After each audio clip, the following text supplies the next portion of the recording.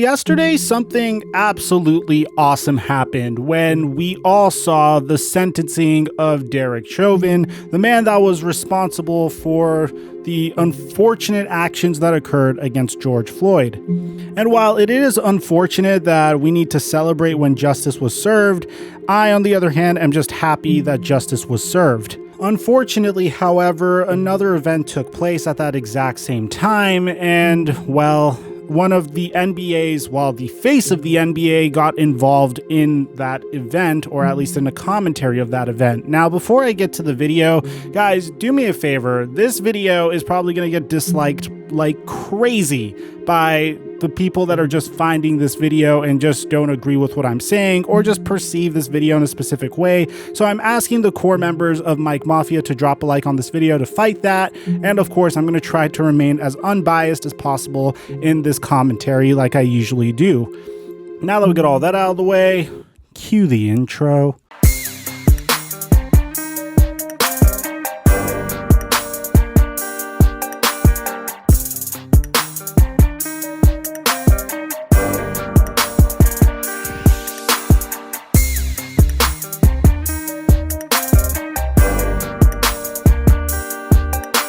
I believe he wasn't educated on the situation at hand. So many people could have been harmed, not only financially, but physically, emotionally, spiritually.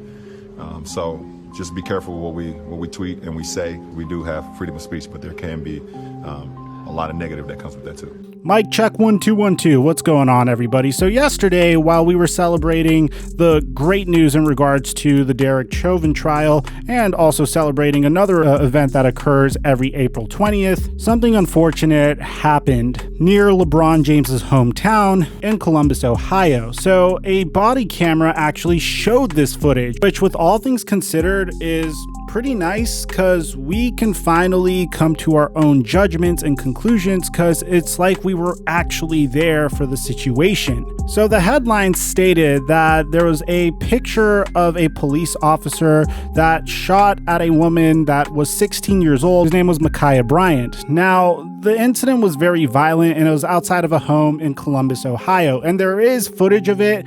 I'm going to post it onto my Instagram story. It's way too violent for me to post here even because after all, it involves an officer shooting and, ending a life. So I'm going to post it onto my story. And when the officer was questioned about the scene and why he opened fire, he stated that the reason why he fired 4 shots at the 16-year-old girl is because she had a knife on her and was lunging at the other woman. Now, looking at the body camera footage, it seemed like this officer really just had a split second to make his decision, and honestly it seemed like he had a double-edged sword, and no matter what decision he made, something bad was going to happen.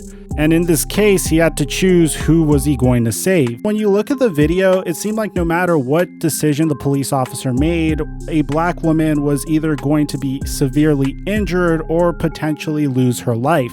At the same time, this can be perceived as the officer using excessive force. So as a result of this, LeBron James tweeted this picture of the officer and said, "You're next," with an hourglass, #accountability, because he felt like this shooting was absolutely unnecessary.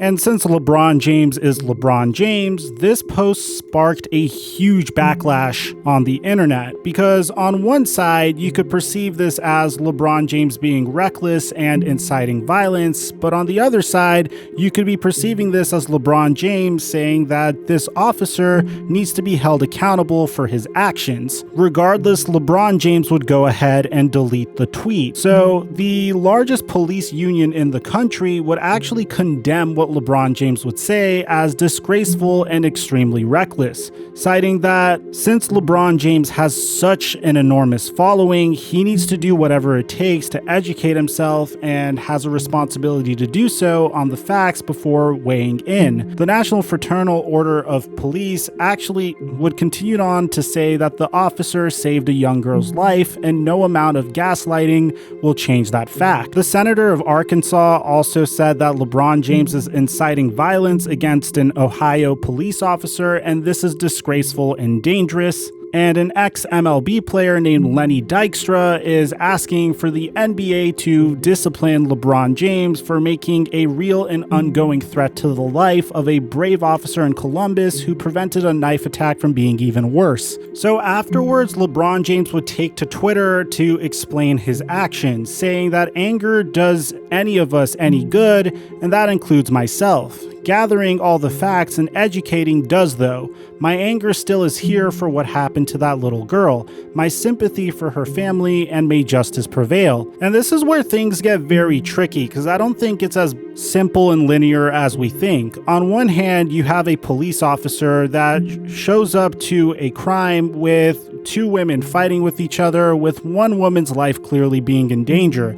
And the only solution he has is potentially taking out a weapon and shooting the person that is attacking the other woman. And if he does nothing, the other woman could potentially die. At the same time, I don't really know if 4 shots was absolutely necessary in order to really subdue the situation, and I'm unsure if ending a life was absolutely necessary. So those are the two sides of the coin, and LeBron James would continue onto Twitter to explain his rationale, saying that he's so tired of seeing black people killed by the police, and that he took the tweet down because it's being used to create more hate, and this isn't about one officer, it's about the entire system, and they always use your words to create more racism. I am so desperate for more accountability. So it is a very difficult situation because people are calling for LeBron James to be more mindful about his power and to be more careful about the way he tries to tweet about specific situations. At the same time, if you're LeBron James, could you really sit back and do absolutely nothing? Personally, my take on this situation is fairly conflicted because I don't know what I would do if I was in LeBron James's situation or if I was in that officer's situation. And I don't think it's as easy to say what we would do in that situation if we were them either. I do believe that if LeBron James wants to speak on these major issues, he needs to make sure that he's mindful about what he says because he has such a large platform. And that goes for anyone with a very large platform. But yeah, that's my take on the situation, guys. Let me know what you guys think in the comment section down below, because this is a very difficult situation and obviously a fairly divisive issue. Nevertheless, I am always in the realm and on the boat of trying to trend towards a more utopian and peaceful society where we all get along and there's as least fatalities as possible and there's as less disorder and chaos in our society as humanly possible. Hope you guys enjoyed the video, man. Drop a like if you did. Aside from that, I'm your boy Mike, and I'm dropping our mic until our next upload.